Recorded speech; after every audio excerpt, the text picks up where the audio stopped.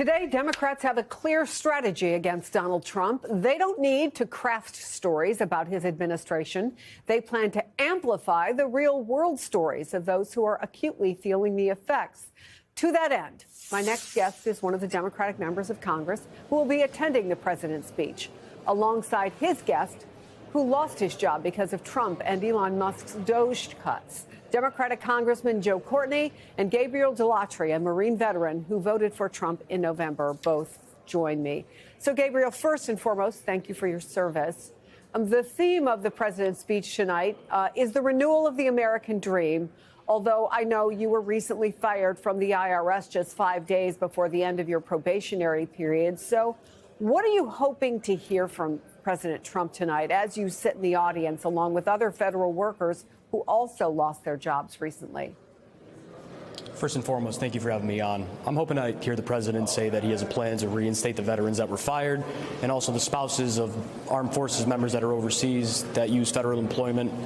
That's really it. I'm here on behalf of veterans. I don't want to say that Alina Habba, counselor to the president, speaks for him, but she is a spokesperson for the White House. And she was asked just today about people like yourself, particularly veterans who have been fired from the federal workforce. And I want to play for you what she said just a short time ago. Is the president starting to think about maybe some of those veterans who worked for the federal government and maybe what the administration can do to at least help salvage their lives? Well, as you know, we care about veterans tremendously. I mean, that's something the president has always cared about. Anybody in blue, anybody that serves this country. But at the same time, we have taxpayer dollars. We have a fiscal responsibility to use taxpayer dollars to pay people that actually work. That doesn't mean that we forget our veterans by any means. We are going to care for them in the right way, but perhaps they're not fit to have a job at this moment or not willing to come to work. And we can't, I wouldn't take money from you and pay somebody and say, sorry, they're not going to come to work. It's just not acceptable. I'd like you to react specifically because she's talking about veterans like yourself when she says they're not fit to have a job at this moment or not willing to come to work. Does that apply to you or any of the other veterans who you work with? No, it doesn't. I was in the office all the time. I oversaw all the IRS facilities in Connecticut, so it was can't really do that job from home. I was all over the New England region, going into these offices, making sure they were running good so that we could have our taxpayer assistance centers who American people rely on to get taxes done. So it's sad to hear, but I'm still here to get veterans their job back, and that's going to be my goal while I'm down here. Congressman, is there anything you can do to help in that regard? So we've introduced legislation, the Veterans Job Protection Act, which would, in fact, reverse those firings, which, again, I think it's important to remember.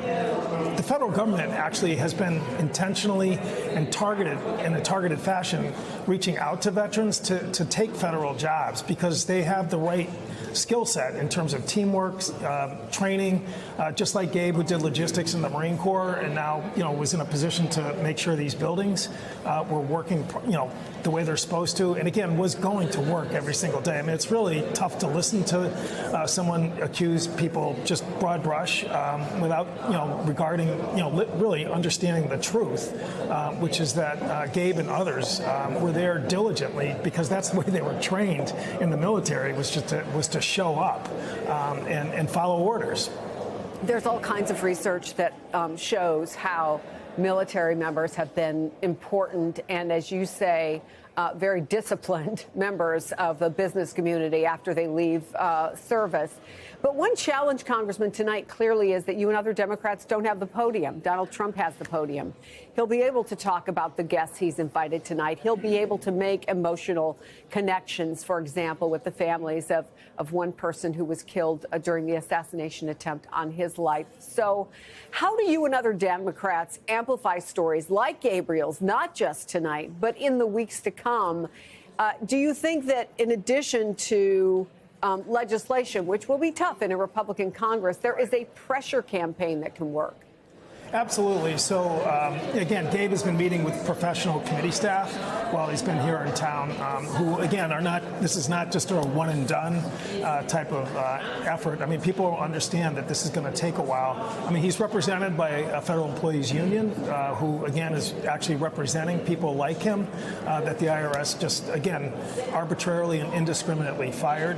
So there's a, appeal process that they're definitely involved in. But, honestly, I think the external pressure of reaching out to veteran service organizations who advocated for these veteran preference hiring programs like the American Legion, Veterans of Foreign Wars, all of them, is going to really put some pressure externally, both in terms of the administration and Congress, to really just fix what I think most Americans would find just totally, abhorrent, that people who wore the uniform of this country relied on the recruitment efforts that the federal government reached out to them with, are actually going to be able to continue to perform important work, which, by the way, is now not happening in Gabe's instance in terms of getting ready for the tax season, which is fast approaching.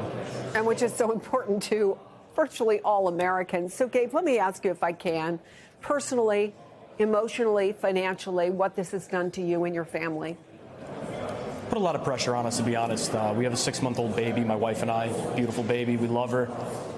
Parenthood's awesome, but it's put an extra weight on our shoulders. I'm, in the meantime, looking for employment while I fight this, but I'm hoping that I can get my job back, and I'm hoping that I can get all the veterans that were fired their jobs back.